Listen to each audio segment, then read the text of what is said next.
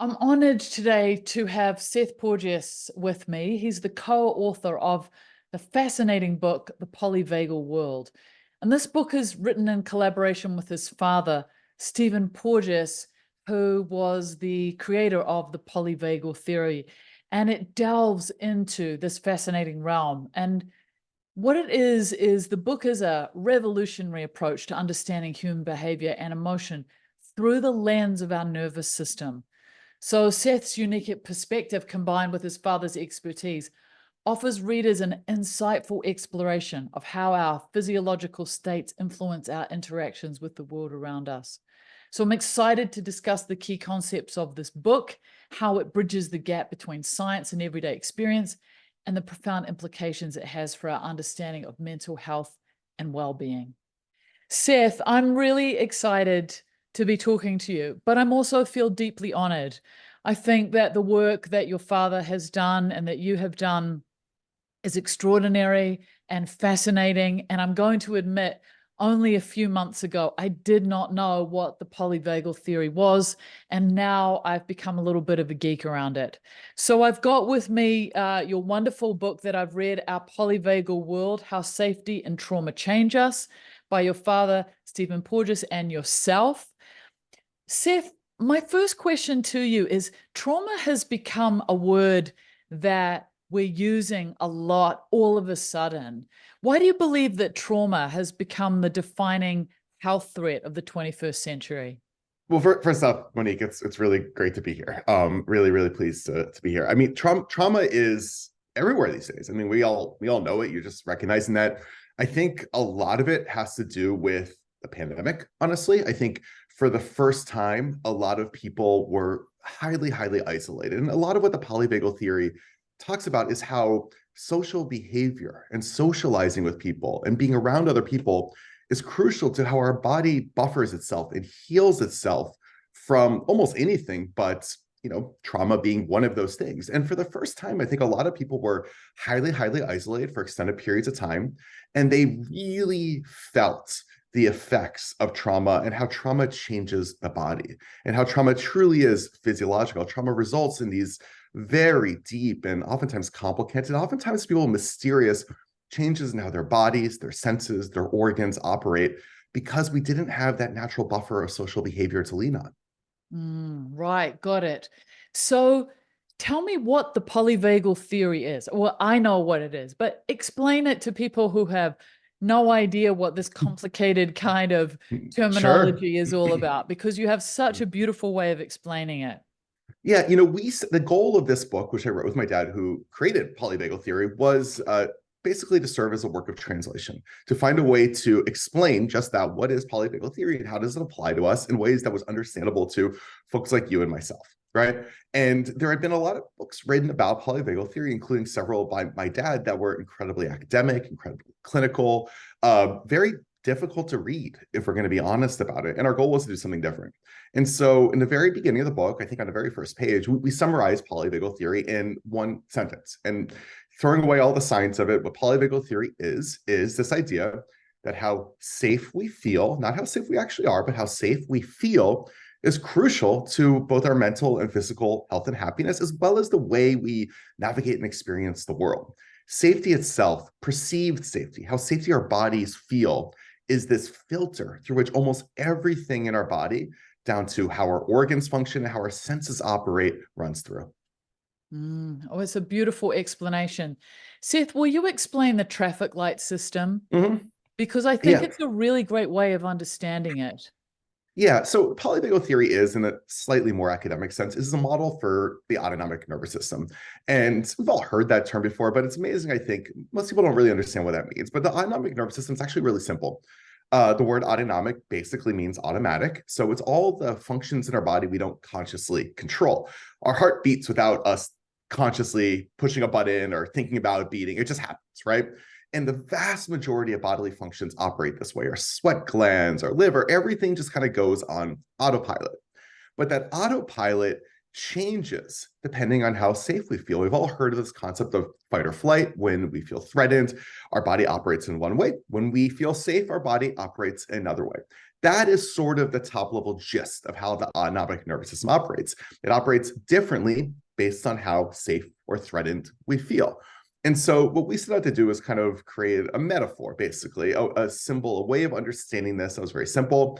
And so that's what the traffic light is. So there's three basic, and there's some nuance to it and some mixing and matching, but in top level, three basic autonomic states, three basic levels, profiles in which our body operates based on how safe we feel. When we feel safe, our body enters what we call the green state, as if a traffic light, a green light. That is the state in which our body is putting, in the absence of immediate threat, our body is able to take all the resources that would otherwise be used for defense or getting away or fighting, and is able to use them to heal itself towards health, growth, and restoration, as well as sociability, creativity. Your sensory experience changes because your body isn't seeking out threat in the world. Instead, it's seeking out diplomacy, social behavior. And so the muscles, the features in your face and in your voice that allow us to be expressive, allow us to be social, those are turned on, as well as the body's natural ability to heal itself. And this is crucial. Wounds literally heal at a different rate when you're in this state.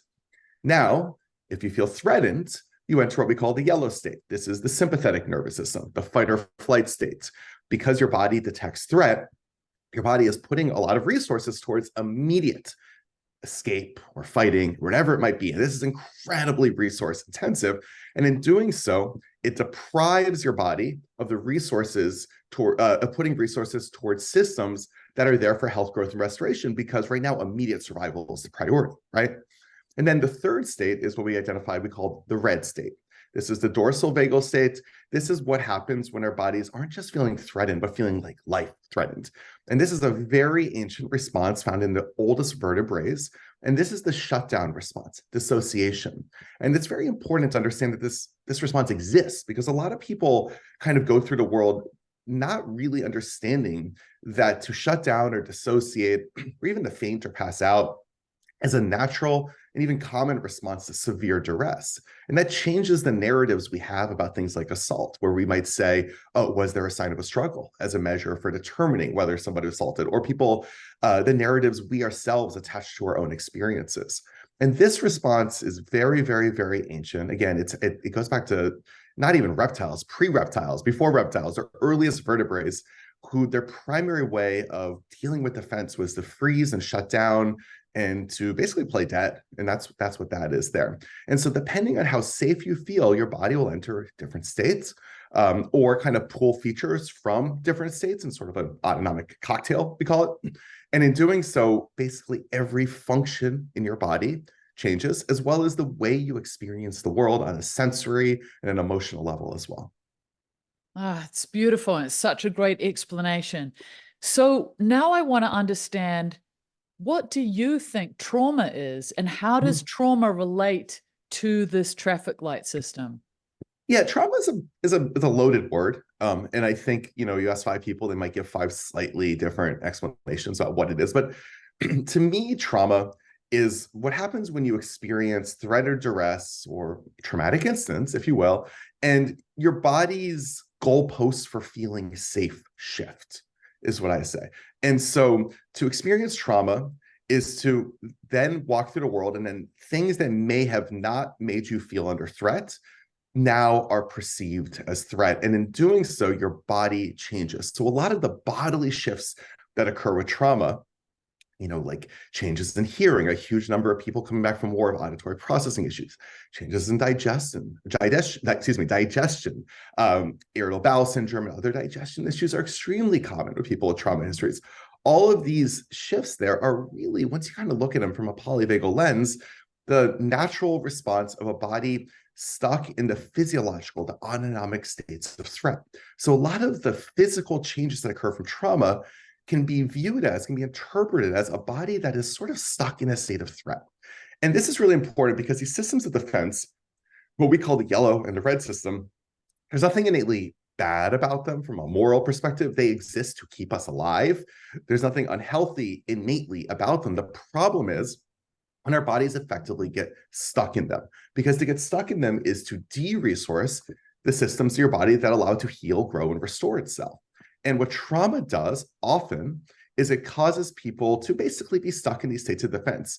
And what's crucial about the polyvagal definition of trauma is it doesn't so much focus on the event itself. A handful of people can experience the same devastating or tragic or horrific circumstance, and a couple of them can walk away relatively unscathed, while some others, it might carry it with them every day of their life. And understanding the individual differences, and what polyvagal theory focuses on is a nervous system's response to the event and what that does to the nervous system. It's not to say the instance itself doesn't matter, but what we're talking about here in terms of the changes that occur in the body, we're focused on the nervous system's response to that, and that's different for different people. And again, that's very important to understand when it comes to how we perhaps judge other people or judge ourselves. We might say that wasn't that bad an instance, or that doesn't seem like a truly traumatic instance, not understanding that everybody's nervous system is different, and different people can walk away truly scarred from things that we might brush off as minor. And is that just a physiological thing, Seth, where one person would experience an incident one way and another person would experience it differently? Like, what makes the difference where I might, be completely, completely affected by something when someone else isn't? Well, in polyvagal terms, we call this system neuroception. This is basically our nervous system constantly scanning the environment, determining how threatening anything is, and then shifting our nervous system accordingly, whether we need to be scared or not, basically. And everybody's neuroception system operates differently. We all have, I think, baseline differences about both how we determine. There's a lot of universality, but within that, there's some nuance and individual differences. And those differences shift over time with people, and they might shift based on just what kind of mood you're in. I think we all understand this idea that if you had a bad day and you're in a minor fender bender, you might go into this road rage, right? Whereas if you just got back from the spa and you're feeling relaxed, you might be able to brush it off, right? The same instance might affect us as individuals differently just based on our mood, our resilience. We all as individuals have different levels of resilience. Net resilience shifts over time. It shifts based on past experiences. If you've had a history of trauma, you might be seeing and feeling threat in more places, right? You might make associations, different colors, smells, voices, sounds, places might make your body feel threatened, might make you less resilient. And then again, within just that single day, maybe you woke up on the wrong side of the bed, you might have a different level of resilience. And so polyvagal theory really emphasizes the individual as, we call this intervening variable, this idea that it's not just this signal and response, like traumatic event equals trauma. We ourselves sit in the middle there, and then there's variability within ourselves. And I think it's really interesting, Seth, because I think that when I first started, reading stuff about trauma, and started with Bessel van der Kolk's book, which I know your father was very, very influential on him. Mhm. I thought that for me, oh, trauma is this word that's used kind of willy-nilly these days. And to me, trauma was really only somebody who had gone to war or something, that to me, or been in a tsunami. But it's not like that, is it? There's lots of things that can happen in our life. You're talking about the pandemic, but obviously there's a lot of my students who suffer from early childhood trauma, including myself. So is it us that self-defines when something is trauma, or is it when we have a reaction in our body that we start to see that this is trauma? Like, where is that line? Yeah, I think it's really interesting question. And I think a lot of people kind of do have that feeling that trauma is solely the domain of war veterans or assault survivors or those sorts of folks.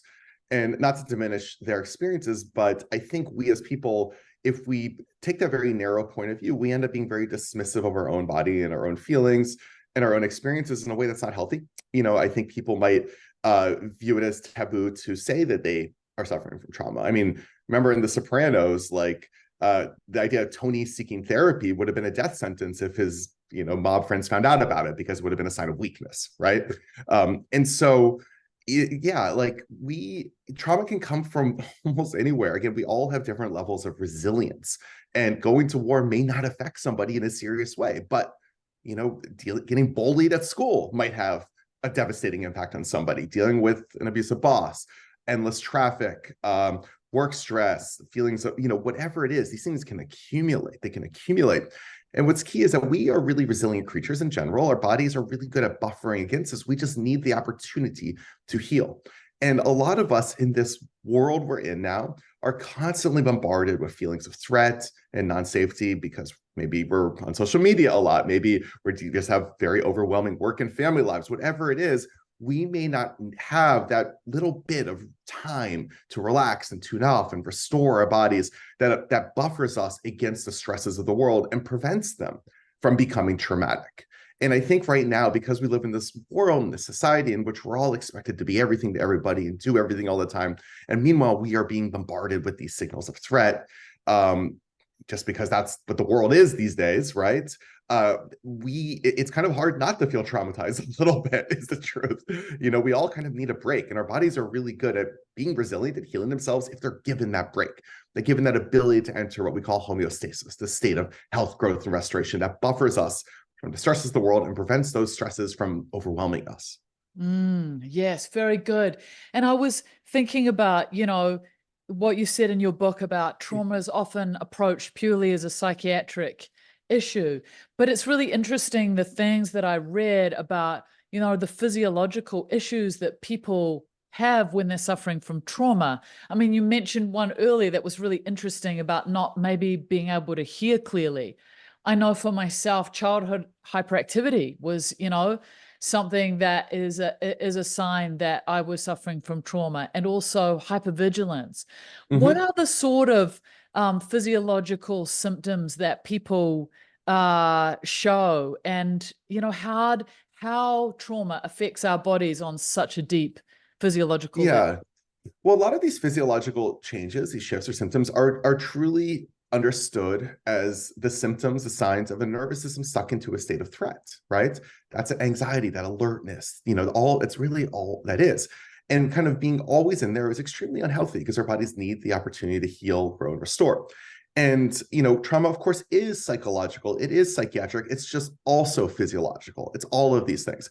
And approaching it purely as a psychiatric or psychological, this idea it's all in the head, means that the tendency is to treat these symptoms as things that should be cured. So we'll give you a medication for the symptom. We'll deal with it, when you're giving somebody treatment for these symptoms, not understanding that what they are signs of, which is a body state stuck into a state of threat, you're never going to deal with the problem. You're just going to be like, all right, I dealt with that symptom, but I still feel bad. I'm still not healing. I'm still not my old self again, right? And so it is very important to understand what these symptoms are telling us. What these symptoms are telling us is that the nervous system is stuck into a state of threat. And then the emergent question then is, what can we do to make our nervous system feel safe again, right? And what can we do to make other people's nervous systems feel safe? And that's sort of what the polyvagal approach to trauma is understanding what it means to have a body with these changes. And what can we do not to just approach these symptoms as this game of whack-a-mole where we need to kind of deal with them and that's the cure, but understanding on a bigger level, what can we do to make ourselves and other people feel safe again? And that's sort of the way to deal with trauma. And Seth, what's the answer to that? Like, how do we help someone feel safer who doesn't have I guess someone like myself with early childhood trauma? The whole question of safety is really loaded. Like, how do you take somebody who has no real experience of safety their whole life and start to heal that nervous system with them? Yeah, I mean, that's a big, complex question. That's obviously not the same for everybody, but polyvagal theory has become sort of an important basis for a lot of different forms of trauma therapy and trauma treatment. Polyvagal theory itself is not a treatment. It's not a form of therapy, but it's the basis, and it kind of gives us the bodily understanding that informs a bunch of different approaches. Many of which basically involve giving yourself permission to feel these bodily feelings, and in a way that's sort of outside of shame or guilt, understand them as a natural response to what you're feeling, and to understand that these are universal feelings. Everybody feels these feelings, and the problem that a lot of people have is that the feelings themselves become a trigger, right? So if you have a trauma history, you might be feeling these bodily feelings, and those feelings themselves become a devastating, spiraling trigger.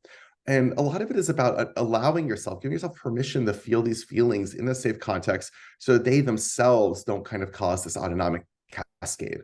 And that's the approach a lot of polyvagal informed approaches to trauma take. There's others kind of, yeah, so that's a lot of it. But then beyond it, just I think a lot of healing comes from people simply understanding this, right? And then giving ourselves permission to feel safe, permission to prioritize rest and relax and healing and these sorts of things, and realizing that social behavior itself is sort of, it's not a cure for these things, but it's key to our body's natural ability to deal with them. The body itself is very resilient. The body itself is very good at healing itself if it's given the ability to do so. And the ability to do so means giving itself moments of relaxation, the ability to be social and spend time around people who make you feel safe. We live in what I call in the book, an autonomic echo chamber. Simply being around people who project safety to us makes us feel safe. And that's really, I think, such a crucial revelation, because we as a society often prioritize work and making sure everything's done and deadlines. And I think we need to step back a little and also prioritize spending time with friends, spending time with family members, relaxing a little, being good to ourselves. Spending time with your dog. Mm-hmm. Oh, I see. Absolutely. Yeah. I mean, we have a really chapter big in the one for book. a lot of Yeah, we people. have a chapter in the book about co-regulation, which is Yeah. so crucial to how our bodies buffer themselves from the stresses of the world around us and heal. And we live in this world in which we have these simulacrums of social interaction through the internet and through phones, in which you don't actually need to be face-to-face with somebody to communicate with them. But our bodies crave face-to-face social interaction, and it's crucial to how our bodies recognize that they are in a safe enough place that they can turn off the defense systems and turn on the healing systems.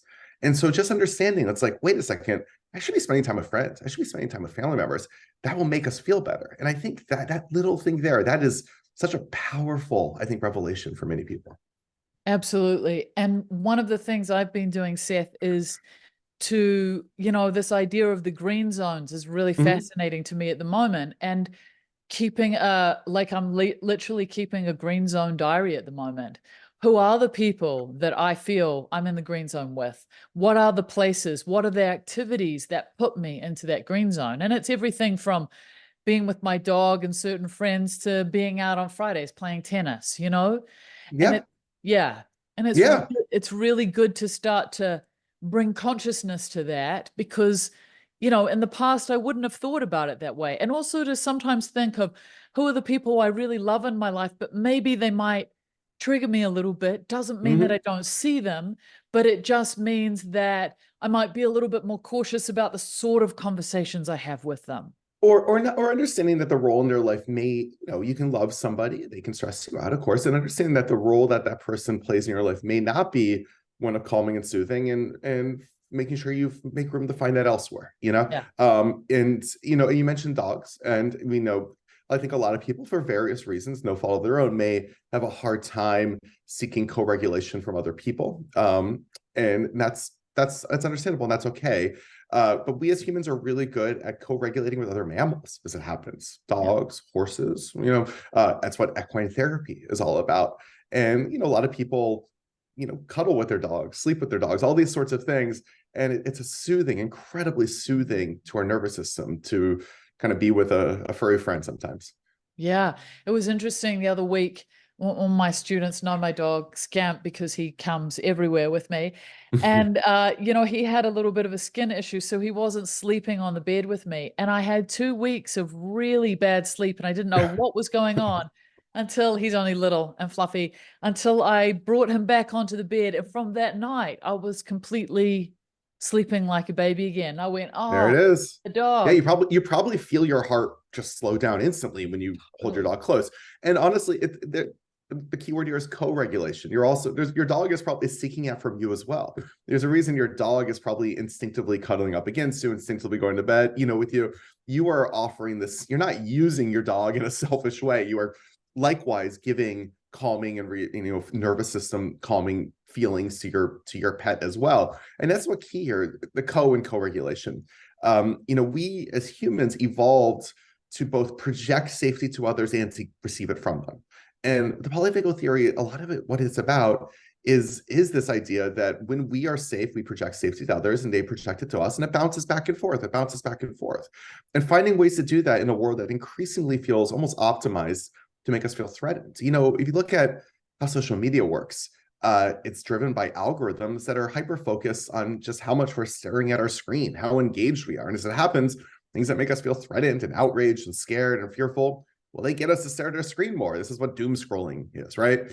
And so these algorithms almost definitionally become optimized to just make us feel bad a lot more. And understanding that the world is almost increasingly optimized to bombard us with signs of threat because it wants our attention. It wants us to stare at a screen more. It's hyper focused on engagement and not so much focused on whether or not we feel good and then understanding what does it actually do to our health, right? That like those feelings have impacts on our health. Yeah, I'm so pleased you say this because it's something I talk about incessantly, you know, about what social media is doing to us. One of the things you said, Seth, was one of the ways to help work with yourselves is to give yourself permission to feel these feelings. Would you say that would be more inclined to be in conjunction with a therapist?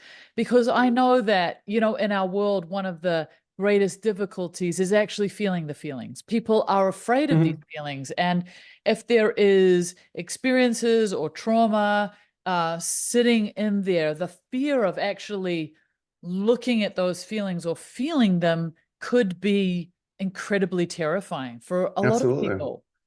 Yeah, I mean, they're professionals for a reason. You know, that's a big part of what a polyvagal informed trauma therapy often is exactly that. But I think there's also healing to be gained from simple understanding. I think some people are really good at kind of coming to realizations and making shifts just based on those aha moments. Other people perhaps need some more professional guidance, and there's nothing wrong with that. And I think, and I think they oftentimes work in conjunction with each other. Yeah, great. And you mentioned before neuroception and its impact on our sense of well-being. And you talk in your book about how simple actions like lighting candles, dimming lights, playing soothing music, or sitting by the ocean can alter our feelings and our bodily functions. Can you delve into how neuroception works in this context and also how our environment directly influences our neurological responses and what implication this can have on how we design our living spaces, Yeah. how we design our working spaces? Yeah. So, you know, neuroception, this system in our bodies that determines what autonomic state we should be in based on how safe our body determines itself to be, operates on a number of levels. One is very passive, environmental. Sounds, sights, colors, whatever it might be, they make us feel certain ways. I think we all understand that if you're lying on a hammock by the beach, maybe you'll feel more relaxed than if you're sitting in traffic and you're hearing honking horns. Like, we get this. This isn't news to people. But the implications of that, I think, are pretty vast once you start unwinding it and giving ourselves permission to say that, like, oh, how we design our spaces actually kind of matters, right? And especially when you kind of look at educational or rehabilitation or clinical settings, what are the sounds in the background? How do we talk to people in them? What does the environment look like? Is it cold and sterile and impersonal and filled with banging, alerting, frightening noises? Or is it calm and soothing and something closer to like a spa, you know, something designed to make our nervous system feel safe? What does that do? Well, what it does is it allows the nervous system to enter a state more susceptible, more approachable to healing, to restoration. Or if it's an educational setting, more open to learning and to creativity. And if we're at home and we have these rare moments of reprieve and relaxation, you know, understanding that how we design our living space so that we are able to turn off that kind of stuff matters. Aesthetics matter as it happens, right? The environment around us matters. The sensory experience we're in matters for our nervous system. And we all know this in an innate sense, but I think we're oftentimes very dismissive of it and its importance. Yes, I love that. Thank you. So everyone should be lighting candles and putting on Well, I mean, jazz on Sunday. if that makes you feel safe, right? Yeah, As I say, you know, different does. things make different people feel safe. Different people are relaxed by different things. Different Yeah. people, maybe you're a forest person and I'm a beach person, whatever it might be, you know, but different people have different things that make them feel safe. But I think it's important to identify in yourself, when and how do I feel relaxed? Who makes me feel relaxed? And feel safe? What sensory experiences make me feel relaxed and feel safe? And this can be challenging for people if they live in an environment that's largely outside of their control. Yeah. if they don't have control over the people they're around or the sounds and sights and feelings that they're around. This can be very challenging, and I recognize that. Yes. Great. Seth, you discuss in the book the crucial role of active play in nurturing our Hmm. nervous system and its impact on our overall health. Yes. So this made me think a lot about, the importance of recess and sports teams for children, but also play for adults as well. Hmm. Can you elaborate on the specific ways in which active play and social interaction contribute to the functioning of our nervous system? Yeah, absolutely. The polyvagal theory frames this idea of play, which is hardwired into our mammalian nervous system. Dogs do it instinctively. Babies do it instinctively. We are drawn to this, right? Um, but what polyvagal theory does is it frames this as effectively a neural exercise, an exercise for the nervous system. And think about what is happening during active play. You are tapping into the yellow system, the fight or flight, the mobilization system. Just imagine you're playing tag with friends or a game of basketball. You're running around, you're mobilized, right? You're using the system, but you're not threatened. It's a safe context. In fact, it's a safe social context. And in doing so, your body, your nervous system is simultaneously tapping into this mobilization, this yellow system, as well as this social system, this green system, this safety system. And what polyvagal theory sort of posits is that doing so is sort of this hardwired way, this neural exercise for our nervous system to basically practice and exercise tapping into our systems of defense without getting stuck in them. Again, these systems themselves are there to keep us alive. The problem is when we get stuck in them, what play is doing is it's exercising our nervous system's ability to access these mobilization systems when we need them without getting stuck in them. And so play is an exceedingly important part of our developmental health, almost certainly, as well as for adults, their ability to relax and not get overwhelmed by the stressors of the world around us, because our mobilization, our stress systems, our threat systems, they're going to be triggered, right? And you want them to be triggered in a way where you can then get out of them and back to your state of safety. And so I think we live again in a society that is dismissive of the importance of these sorts of things, right? We view hanging out with friends, social behavior, dancing, parties, all these things as perhaps frivolous, as bonuses, right? And polyvagal theory kind of posits that they actually matter. I think it even goes down to why we as humans are drawn to social behavior, parties, dancing. Why are we drawn to them in the first place? And I think that's a big part of what it is. Oh, it's so great. I love this idea and this explanation, Seth, of accessing the mobilization system without getting stuck in them, Yes. teaching your nervous system it can dip in and then come out again. And, Brene Brown talks about this a lot when she she did her research on wholehearted people. One of the things that she found with the people that she found to be the so-called happiest was that they played. But Seth, adults don't know how to play. Like, No. how do we learn to play again if we've got so out of the habit of it? Yeah, I think it's, I mean, a lot of it is cultural, I mean, like going back to when I was growing up and I was in grade school, it was a time in which schools were cutting recess. They were saying like this, another reading class, another math class, and not to be dismissive of the importance of those sorts of things, but like the real value of school largely is are learning how to socialize, learning how to be safe around others, learning how to collaborate, learning how to navigate a world full of strangers and collaborators and friends and all of these sorts of things. That's largely what school is about. Because what do you remember from school anyway? Like, let's be real from a fact. And, do you remember the dates from history class? Of course not. What you remember is what it meant to collaborate with people, to be safe with other people, to play with other people. I think also a lot of the other things that we view as frivolous, the reason that they exist, the reason we're drawn to them, and the reason they're important is because they are in many ways exercises of our nervous system or vagal triggers, ways of putting our nervous systems into states of resilience and states of safety that make you better able to learn, better able to be creative and collaborative. Studies have shown that, say, art and music education makes people better at math. Why would that be? Well, we start thinking about music and arts as vagal triggers, these things that evolved as part of our nervous system's expression of safety or ability to feel safe, particularly music, in which vocalization or playing a wind instrument is literally a vagal trigger through breathing. Well, maybe we're making a nervous system primed to enter a state in which a period later you go to math class, you're more susceptible. You're able to learn these things because you feel safer. And start thinking about education and schools, and even as adults, places of productivity and work, as you start thinking about the importance of making people feel safe and what it does to make people feel safe. I think it changes things quite a bit. Yeah, absolutely. Seth, in your book, you explore the concept of intimacy as a state of being immobilized without fear. I love Yes. this. I love this. And you highlight the significant trust involved in intimate interactions. But you also address how violations of this trust, such as in Mhm. cases of assault, can lead to profound physical and emotional damage. Considering this, could you discuss the challenges and the processes involved in rebuilding intimacy and trust after such a violation? Yeah, of course. So the term immobilization without fear, I got to give credit to my father, my co-author. That's his term, and it's a very important concept. This thinking about what does it mean to be totally immobilized, perhaps even asleep next to another human.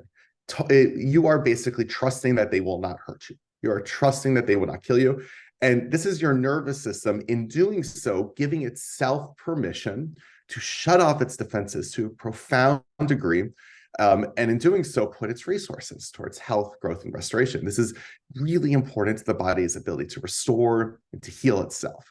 Of course, that involves a huge amount of trust. And when that violation of trust is violated, it can be profoundly damaging because your body has a harder time entering this state of deep restoration, of deep intimacy, right? And not to mention the psychological feelings associated with having that trust violated.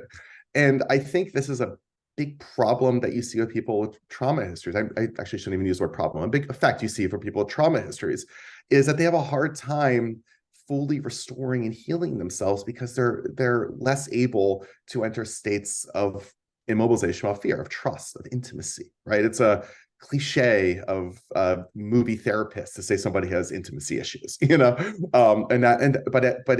it matters from a health perspective. Now, in terms of what do you do to get over that, so I'm not a clinician, so I have to be really careful about giving specific advice here, but I would say that's sort of the big challenge there, is allowing people to enter these states, these bodily states of safety without the feelings of shutting down, the feelings of safety themselves becoming triggers.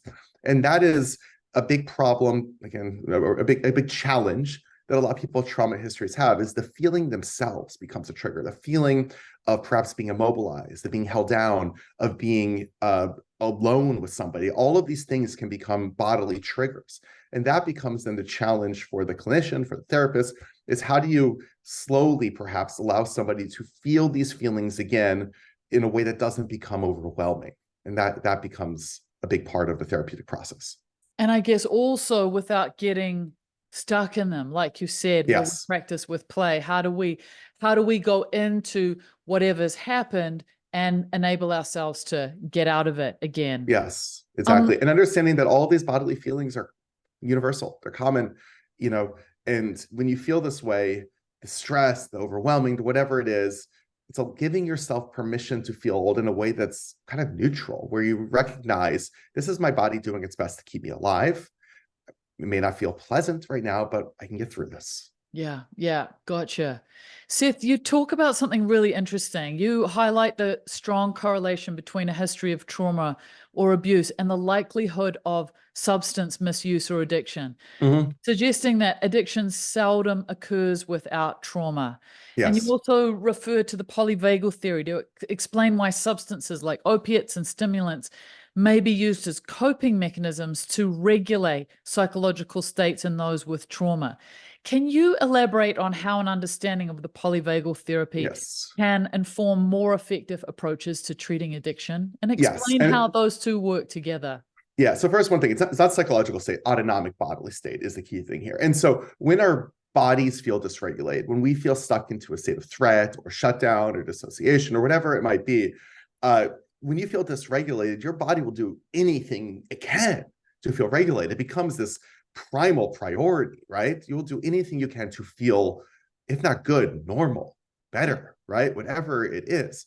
And substance use, maybe the world's a little bit different now, which people are often prescribed things, and then that kind of serves as a gateway to addiction. I recognize that. But in general, substance misuse and addiction rarely occur without trauma. And we begin to frame it through a polyvagal lens. Sort of the emergent idea is that if you are dysregulated, substances become a way of regulating yourself. What's addictive about it is the feeling of feeling normal, right? That's what's addictive. The feeling of no longer feeling this overwhelming, this is whatever it is. And so you see people who may be stuck into states of mobilization, stuck in activation, sort of stuck in this yellow parasympathetic state, perhaps often become addicted to downers because the downer demobilizes them. It takes them out of it and makes them feel somewhat normal. Likewise, people who might be stuck in the shutdown state, the red state, this state of lethargy or dissociation, they might be addicted to uppers because suddenly they're mobilized. Suddenly they feel closer to normal again. And oftentimes I think what's addictive isn't the high. It's not the pleasure. It's not the sensation of it.